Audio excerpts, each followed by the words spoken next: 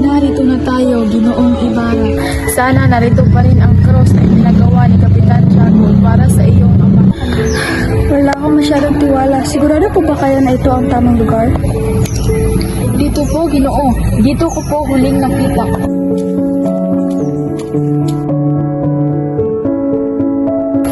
Ginoo, maaari mo ba kaming tulungan? Inahanap namin ang punto ni Don Rafael Ibarra. Don Rafael Ibarra? Ah, siya. Ano ang nangyari? Bakit tila nag-aalangan ka? Ang totoo po, Ginoong Ibarra, ang labi po ni Don Rafael.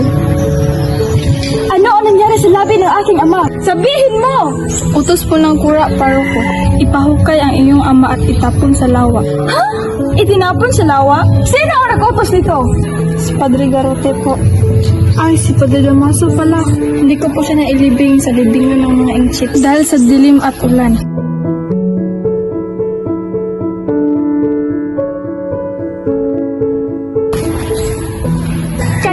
Kayo, di ba ang kura-paroko dito?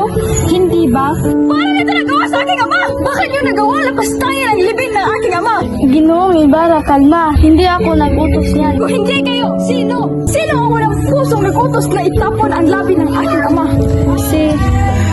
Si Padre Damaso. Siya nagbigay ng utos.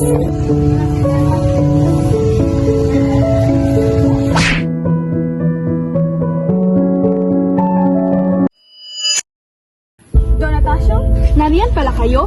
Ginoong Ibarra, akala ko'y ako na lang mag-isa dito. Naabala ko po ba kayo? Dumalaw lang po ako sa puntod ng aking ama. Hindi, Ibarra. Basta dito, lahat tayo ay pantay-pantay. Nais ko pong humingi ng payo. Plano ko pong magpatayo ng paralans para sa mga bata. Matagal ko ng pangarap yon, Ibarra. Ngunit para sa mga tao dito, balyo ang nangangarap ng ganito. Baka sabihin nilang balyo ka dahil humihingi ka ng payo sa isang Mang Tasyo. Naniniwala akong makakaya natin to. Tutulong ang mga may mabuting hari. Ngunit ang mga kapangyarihan ay nasa mga taong hindi nakikita ang liwanag. Tingnan mo ang langit, baka may bagyo na. Mas mainam pang mapahamak sa pag-asa kaysa mabuhay sa kadiliman.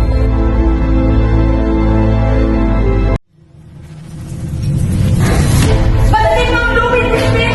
Kaya tapos ito! Kung sa bahay sana tayo ngayon, kuya, kapiling natin si Ina noon!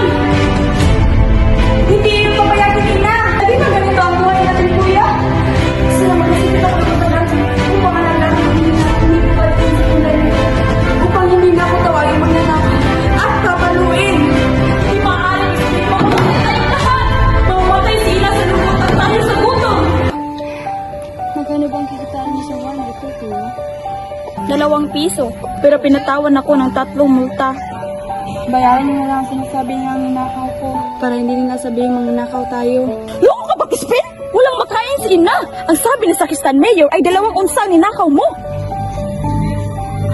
Naku po! Napakaraming kwarta! Hindi ko mabibili ang sa 3 araw! At ibibili ko yun sa nilas at sombrero sa mainit na araw. Crispin! Huwag kang magagalit!